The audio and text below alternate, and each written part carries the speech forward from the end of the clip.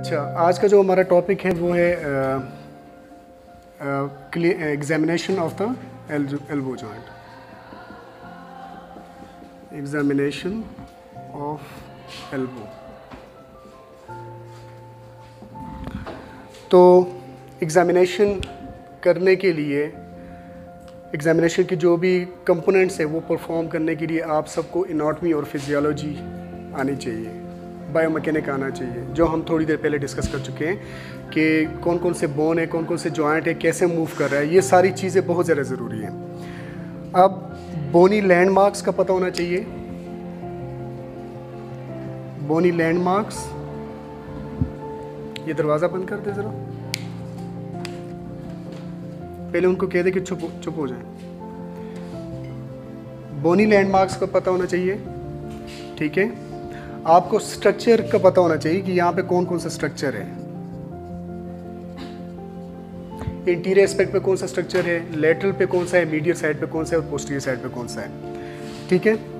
और anatomy, biomechanic का पता होना चाहिए।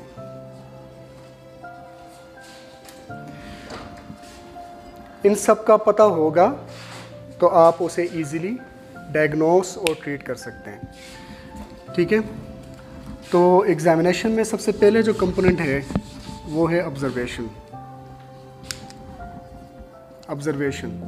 ऑब्जर्वेशन में informal observation, informal observation mean कि पेशेंट क्लिनिक में या हॉस्पिटल में इंटर हो रहा है, उसकी पोजीशन क्या है। आप पेशेंट को इन्फॉर्म किए बगैर आप उसको देख रहे हैं कि उसने कौन से एरिया को होल्ड किया हुआ है, ठीक है। या वो व्हील चेयर पे आ रहा है, या वो क्रचेस यूज़ कर रहा है, या वो केन यूज़ कर रहा है, या उसने बैंडेज लगाई हुई है अपने राइट एल्बो या लेफ़्ट एल्बो के ऊपर, या उसने अपना हाथ स्लिंग के ऊपर रखा हुआ है। तो इससे आप थोड़े से स्पेसिफिक हो जाते हैं कि इसके एल्बो जॉइंट पे इशू है, ठीक है। इनफॉर्मल ऑब्जर्वेशन, आपने पेशेंट जैसे इंटर हुआ, आपने उसे ऑब्जर्व किया। अब दूसरा नेक्स्ट जो है वो फॉर्मल ऑब्जर्वेशन है। फॉर्मल ऑब्जर्वेशन में आप क्या करते हैं कि पेशेंट का पोस्चर देखते हैं। पोस्चर, एल्बो जॉइंट को देखने के लिए आप सर्वाइकल स्पाइन का पोस्चर देखेंगे, थोरेसिक स्पाइन का पोस्चर देखेंगे, शोल्डर जॉइंट का पोस्चर देखेंगे, और उसके बाद अपर लिम, ठीक है, इंटायर अपर लिम किस पोजीशन में है। तो सर्वाइकल स्पाइन का पोस्चर हम डिस्कस कर चुके हैं कि कैसे प्रोकोट चिन, प्रोटेक्टेड शोल्डर्स, ठीक है, थोरेसिक काइफोसिस। तो ये बहुत ज़्यादा पॉसिबल पोस्चर है जो कि अपर लिम का पेन कॉज कर सकता है, ठीक है। अच्छा, पोस्चर आपने देखा। अब एल्बो का पोस्चर में आप क्या चीज़ देखेंगे। कैरिंग एंगल, कैरिंग एंगल क्या है? What is carrying angle? कोई बता सकता है?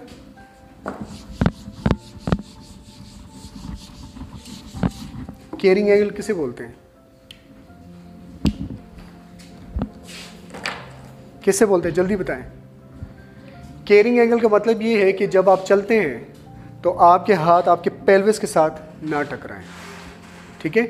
ये एंगल देखें, मैंने हाथ ऐसे किए हुए हैं, तो जो मेरे हाथ मेरे बॉडी से दूर हैं इसको कैरिंग एंगल बोलते हैं, ठीक है। तो जब मैं चलता हूँ तो मेरे हाथ ऑटोमेटिकली मेरे बॉडी से दूर जा रहे हैं, मेरे पेल्विस के साथ नहीं टकरा रहे हैं, तो ये कैरिंग एंगल के लिए। अब इसको कैरिंग एंगल इसलिए बोलते हैं कि आप अगर कोई वेट उठाएं दोनों हाथों में तो वो वेट ऑटोमेटिकली आपकी बॉडी से दूर होगा।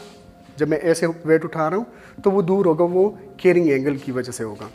कैरिंग एंगल कैसे बनता है, अगर आप इसको देखें तो एक इमेजिनरी लाइन आप खींचेंगे बिल्कुल mid of the humerus, straight downward vertical एक लाइन खींचेंगे, ठीक है। मैं ऐसे खड़ा हूँ तो आपने ये लाइन स्ट्रेट खींचा तो ये ऐसे नहीं जाएगा, बिल्कुल स्ट्रेट नीचे आएगा। और दूसरा आपने फोर आर्म के मिड पे खींचना है, ठीक है। जो एंगल बनेगा इन दो लाइन के दरमियान उसको कैरिंग एंगल बोलते हैं। अब आप देखें,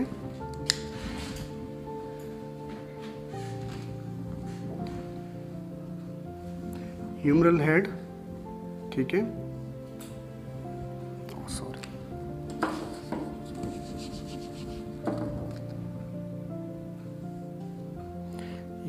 पे ये अल्ना, ठीक है, और ये रेडियस।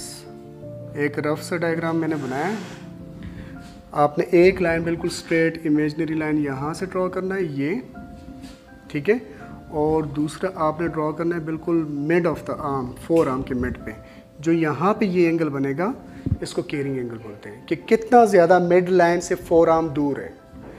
तो मेल में 5 to 10 डिग्री, ठीक है, या 10, 11, किसी बुक्स में 11 भी लिखा हुआ है, ठीक है, 12 भी लिखा हुआ है मेल में, और फीमेल में 10 to 15 डिग्री, किसी बुक्स में 16 भी है, ठीक है। ये स्टैंडर्ड 5 to 10 डिग्री मेल में, और फीमेल में 10 to 15 डिग्री। अब फीमेल में क्यों ज़्यादा है? ब्रॉड पेल्विस की वजह से, उनका पेल्विस थोड़ा सा ब्रॉड होता है, जिसकी वजह से केयरिंग एंगल भी ज़्यादा होता है, ठीक है। मेल का पेल्विस कम होता है, जिसकी वजह से केयरिंग एंगल भी कम होता है, ठीक है।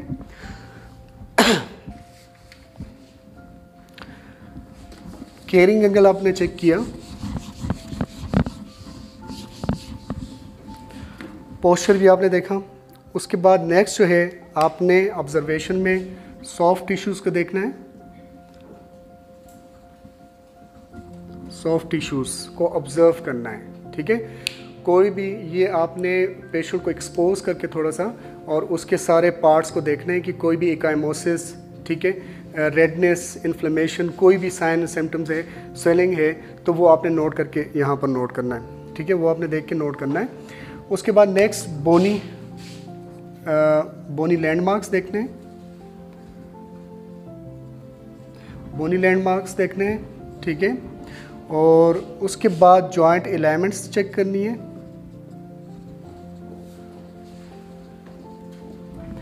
और उसके बाद जॉइंट एलाइनमेंट और इंटीग्रिटी चेक करनी है। ये हम चेक करते हैं कि कैसे चेक करना है। और आइसोस्केलिस ट्रायंगल, स्केलिस ट्रायंगल आपने चेक करना है। यही जॉइंट एलाइनमेंट में आइसोस्केलिस ट्रायंगल आपने चेक करना है। अच्छा, आइसोस्केलिस ट्रायंगल क्या है कि जी अपोजिट होती है? क्या मतलब?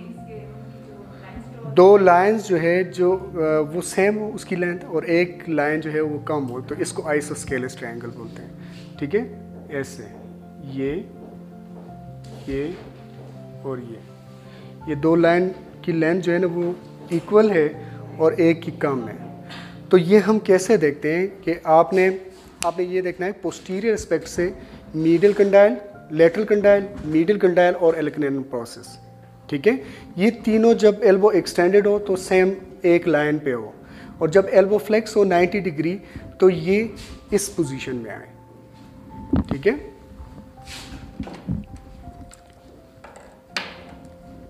इसको देखें तो ये जब मैं ये असल में ये इसका नहीं है ना, तो इसलिए ये फीमर अलग बोन है और ये अलग है, ठीक है। जब आप ऐसे कर देते हैं तो बैक साइड से आप देखें तो ये पॉइंट और ये पॉइंट, आप ज़रा इधर आए एक बंदा, ये स्लीव्स को ऊपर कर दे, इधर आ जाए, इधर खड़े हो जाए, उस तरफ टर्न कर, स्ट्रेट कर दे। इसकी तो मुझे बोनी ज्योमेट्री कुछ डिफरेंट लग रही है। हाँ, एल्बो में कोई इशू है? कोई इशू नहीं है। चले देखते हैं, फिर इशू नहीं है तो सेम लाइन पे होना चाहिए, बिल्कुल एक्सटेंड कर दें, कंप्लीट एक्सटेंड, ठीक है। ये पॉइंट और ये पॉइंट और ये पॉइंट, तो सेम लाइन पे है, ठीक है। और एक्सटेंड करें, और एक्सटेंड करें, तकरीबन सेम लाइन पे है, ठीक है। जब मैं इसे फ्लेक्स करूंगा, ये देखें, तो ओलेक्रेनन प्रोसेस ये आ गया और ये मीडियल कंडाइल, ये ओलेक्रेनन प्रोसेस और ये मीडियल कंडाइल और ये लेटरल कंडाइल। तो ये वाला लाइन और ये वाला लाइन सेम होगा और ये वाला छोटा होगा, ठीक है।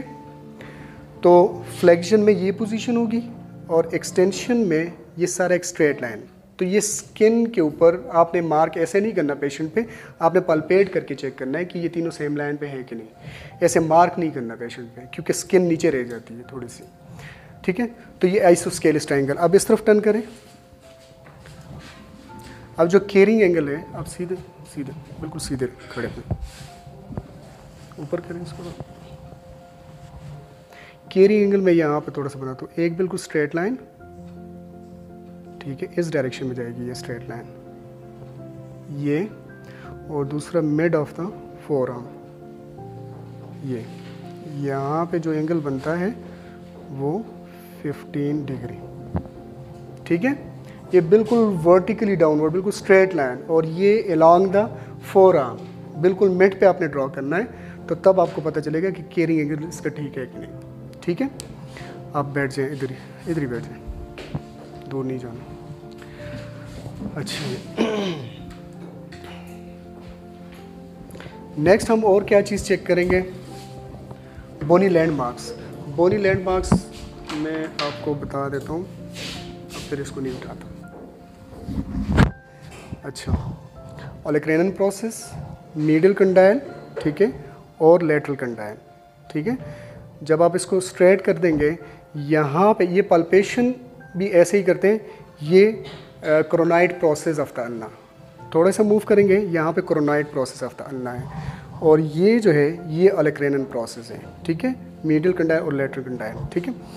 अब यहाँ पे जो ओलेक्रेनन प्रोसेस है उसके बिल्कुल लेटरल साइड पे ये मैं पल्पेट कर रहा हूँ, ये रेडियल हेड है, ठीक है, लेटरल एस्पेक्ट पे ये मैंने रेडियल हेड को होल्ड किया हुआ है, ये मैं ऐसे मूव कर रहा हूँ। अब यहाँ पे मैं मूव कर रहा हूँ तो मुझे जॉइंट बिल्कुल इजीली पल्पेट हो रहा है, ठीक है।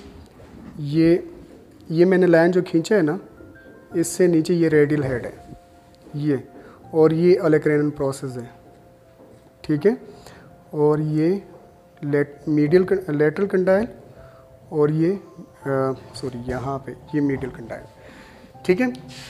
अच्छा, नेक्स्ट जो पाल्पेशन में बोनी लैंडमार्क्स आपने देखे एल्बो जॉइंट में, सॉफ्ट टिश्यूज़ आपने ऑब्जर्व किए, राइट को लेफ़्ट के साथ कंपेयर करें कि जो फ्लेक्सेस हैं, एक्सटेंसर्स और फ्लेक्सेस, एल्बो एक्सटेंसर और फ्लेक्सेस, बाइसेप और ट्राइसेप चेक करें, फिर रिस्ट के फ्लेक्सेस एक्सटेंसर चेक करें कि एक जैसे है कि नहीं, दोनों हाथों को ऐसा करें, केयरिंग एंगल देखें, और मसल बुल्क चेक करें।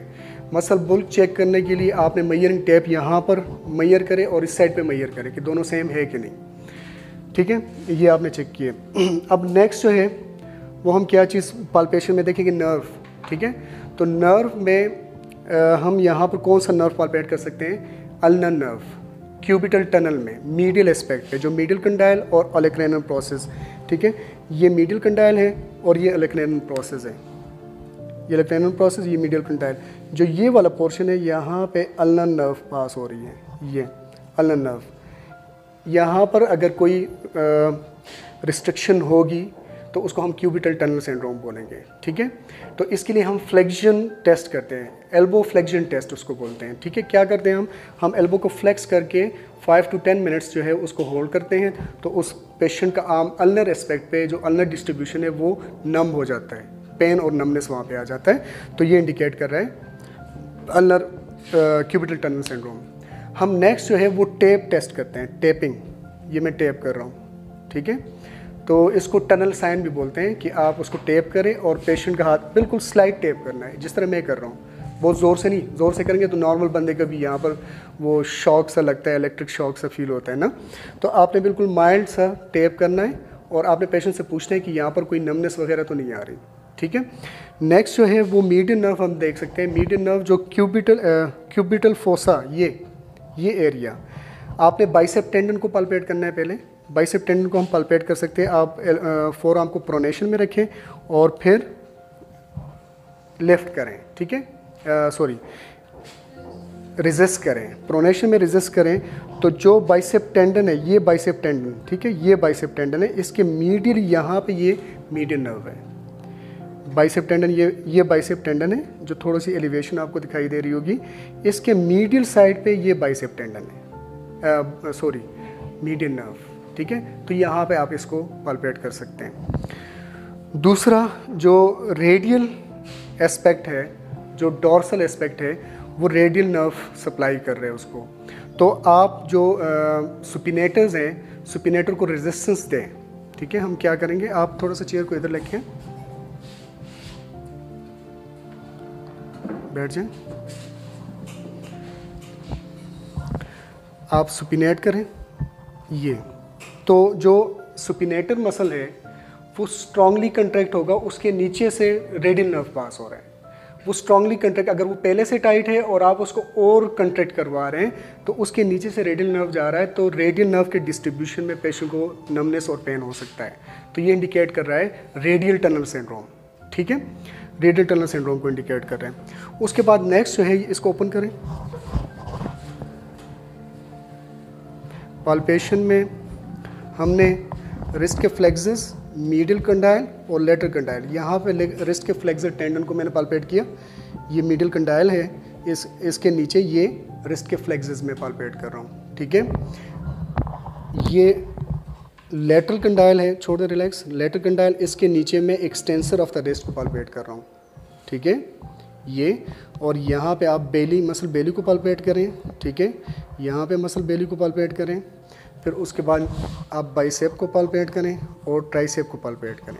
ठीक है, ये हमने पाल्पेशन कर ली। जो प्रोमिनेंट नर्व्स हैं यहाँ पे, हमने वो भी चेक कर लिए।